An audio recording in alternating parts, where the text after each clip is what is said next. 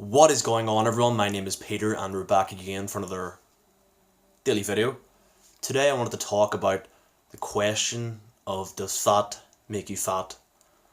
Now, I don't know about you, but I always hear this, the question of how much fat is in this food, what's the fat content, does this have more fat than that one? And I try to say to these people, if you're concerned about weight loss or fat loss, if you're concerned about body composition, fat isn't the first thing you should be looking at on the back of the food.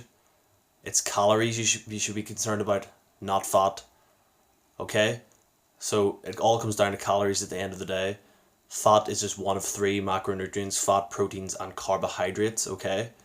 And most people should be eating a healthy balance of all of those. There's no need to exclude one for the other. And what you'll often see in food products is they're advertised as low fat, and they know this appeals to a lot of people because people think this is the answer to their fat loss woes. But that same food, if you actually look in the back, it could be high in calories, it could be high in sugar. Okay, so you need to look at the full picture here. Just because it says low fat in the front doesn't mean it's gonna help you lose fat. Okay, same for if it's low in sugar, it might have high fat and high calories, and it might not make much of a difference. Okay, so you need to look at the full scope of the nutritional content of foods if you're really concerned about fat loss. Okay, so I know it's an easy one to add up because fat is in both of them, but it's not as clear cut as that. Okay, so three macronutrients: protein and carbohydrates both have 4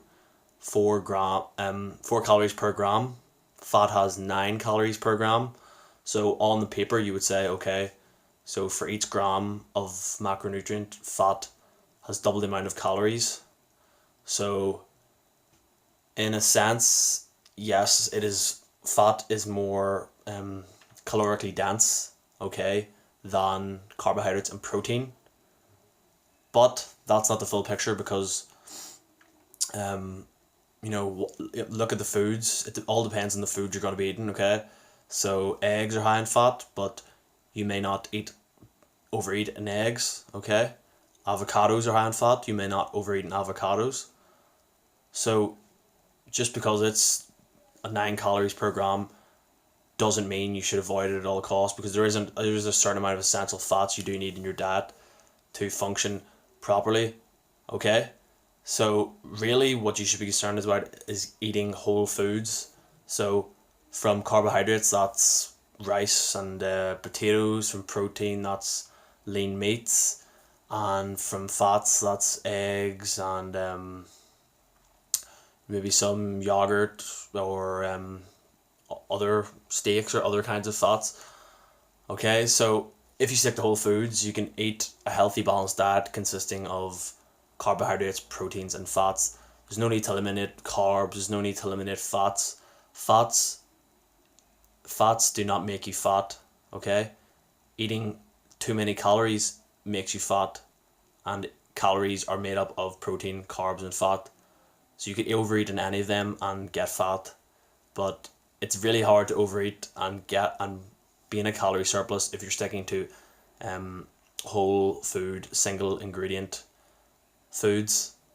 So eat like an adult and you'll be fine. There's no need to avoid foods, and don't be tricked by low fat foods that aren't low in calories, because one doesn't necessarily mean the other. Okay, and don't be scared to have some healthy fats in your diet because they're good for you, of course. So that's a quick video for today, guys. Fat does not necessarily make you fat. Eating too many calories from foods makes you fat, okay?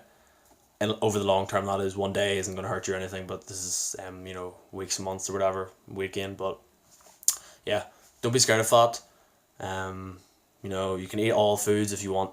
You can eat all foods in moderation. There's no need to eliminate certain diet food groups if you don't want to. Okay, so that's a quick video for today, guys. Fat to your friends if you pick them right. So don't forget to like, share, comment, subscribe. Peace.